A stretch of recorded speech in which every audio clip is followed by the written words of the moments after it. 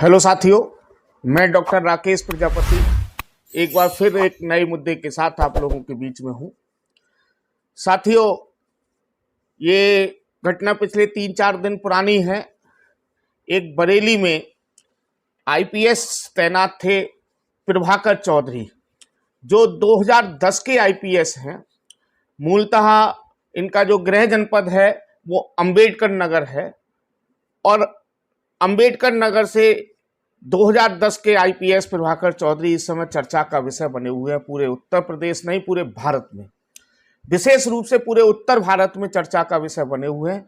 उसका कारण क्या है? उसके पीछे उन्हें ट्रोल भी किया गया और उसके पीछे उनके पीछे एक बहुत लंबी लॉबी साथ में भी खड़ी हुई है। कहीं ना कहीं पिछले 7-8 सालों में उनका 18वां ट्रांसफर किया गया है। ये सोचने का विषय है कि आखिर एक ऑफिसर को पिछले 8 सालों में 18 जगह ट्रांसफर करने का नौबत क्यों आई। जैसा कि आप लोगों के भी संज्ञान में आ चुका होगा, लेकिन काफी लोगों के बीच में संज्ञान में नहीं आ पाता है, तथ्य नहीं आ पाते हैं कि आखिर इतना ट्रांसफर उनके क्यों होते हैं।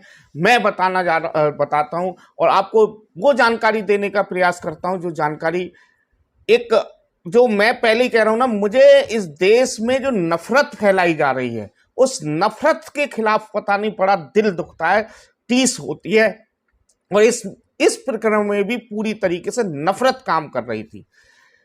प्रभाकर चौधरी, घटना क्या है? घटना पर मामूली सा मैं बात रख देता हूं कि प्रभाकर चौधरी एसपी थे बरेली के, और एक कांवड़ यात्रा इस समय आप लोगों को पता है पूरे उत्तर भारत के विशेष रूप से हरिद्वार और यहाँ कछला से चल रही है, और बरेली के लोग भी कांवड़ लेने के लिए बहुत बड़ी मात्रा में जाते हैं। कांवड़ यात्रा जा रही थी और वो जाकर के एक जगह रुक जाती है। वहां पर जो है, पहले सोचिए कि आवाज पहले धीमी चल रही थी डीजे की, लेकिन जैसे ही एक सामने मस्जिद दिखाई देती है, कांवड़ियों द्वारा उसका आवाज बहुत तेज करने को कहा जाता है कि खूब तेज की जाए। तो सोचिए जरा, यहाँ ये नफरत आखिर क्यों फैलाई जा रही है। यहां मैं एक बात और कहना चाहता हूं, ऐसा काम हिंदुओं द्वारा ही नहीं होता, बल्कि मुस्लिमों भी द्वारा होता है। जब उनका जुलूस निकलता है, जब उनके मोहर्रम चहर्रम के जुलूस निकलते हैं, तो वो लोग भी मंदिर को देख करके ये काम करते हैं। आखिर ये नफरत दोनों तरफ से क्यों हो रही है? ये कहीं ना कहीं देश के सांप्रदायिक ताकतों के लिए हानिकारक है और देश के लिए खतरा बनी हुई है। साथियों, चाहे वो हिंदू सही चाहे मुस्लिम सही, आखिर ये इस तरीके की घटनाओं से क्या फायदा हो रहा है? क्या किसी बच्चे को फायदा हो रहा है? क्या किसी देश को फायदा हो रहा है? क्या किसी व्यक्ति को फायदा हो रहा है? इस देश से सिर्फ नुकसान के अलावा और कुछ नहीं हो रहा।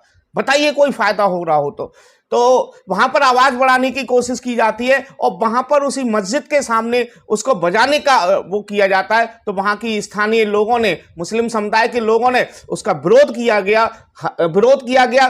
तो वहां पर एसपी वहां पहुंच जाते हैं। एसपी समझाने का प्रयास करते हैं कांवड़ियों को कि भाई नहीं, इधर से मत ले जाइए, परमिशन नहीं है, इधर मत जाइए, लेकिन नहीं मानते हैं। तो एक ऑफिसर क्या करेगा उस समय? अगर उस समय पर कोई दंगा फसाद हो जाता, अगर कोई घटना हो जाती, कोई सांप्रदायिक दंगा हो जाता, तो उसका जिम्मेदार कौन होता? उस ऑफिसर ने, जो कि कहा जाता है इसीलिए उसका ट्रांसफर होता है कि उसने जीरो टॉलरेंस का काम करता है। उसने उचित निर्णय लेते हुए वहां पर लाठीचार्ज किया जाता है और व्यवस्था को शांतिपूर्वक कर लिया जाता है। लेकिन 4 घंटे बाद केवल सोचिए, केवल घटना के 4 घंटे बाद आईपीएस प्रभाकर चौधरी का ट्रांसफर कर दिया जाता है और पिछले 8 सालों में उनका 18वां ट्रांसफर है। 8 सालों में 18वां ट्रांसफर है और लखनऊ में पीएसी में डाल दिया जाता है, जाओ भाड़ में। साथियों, इस देश में मैं पहले ही कह रहा हूं कि ये जो नफरत के बीज बोए जा रहे हैं, हिंदू मुस्लिम, ये देश पहले कहा जाता था हिंदू मुस्लिम सिख ईसाई आपस में है सब भाई भाई। आज हिंदू और मुस्लिम एक दूसरे को मानने पर उतारू हो गए। अभी तो स्थितियां इतनी क्रिटिकल नहीं है, और ज्यादा जैसे मैं देख रहा हूं, जिस तरीके से मैं भविष्य देख रहा हूं, उस तरीके से मुझे लगता है ये स्थितियां और बद से बदतर होंगी।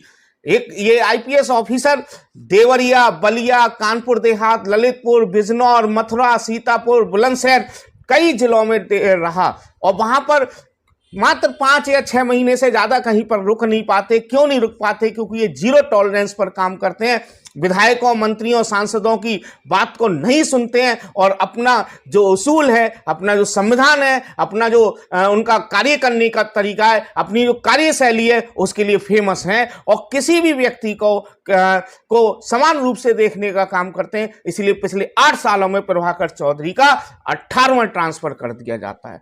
लेकिन साथियों सोचिए, मैं बार बार फिर कहता हूं, मुझे दुख जो होता है, मैं वीडियो इसीलिए बनाता हूं, मैं आप लोगों के बीच में इसीलिए आता हूं कि ये जो बीज बोए जा रहे हैं नफरत के, ये बीज क्या नफरत के, ये बीज इस देश को, इस भविष्य के लिए क्या लाभदायक है? आखिर हम अपने बच्चों को क्या बनाना चाहते हैं? आखिर हम बच्चों को क्या शिक्षा देना चाहते हैं?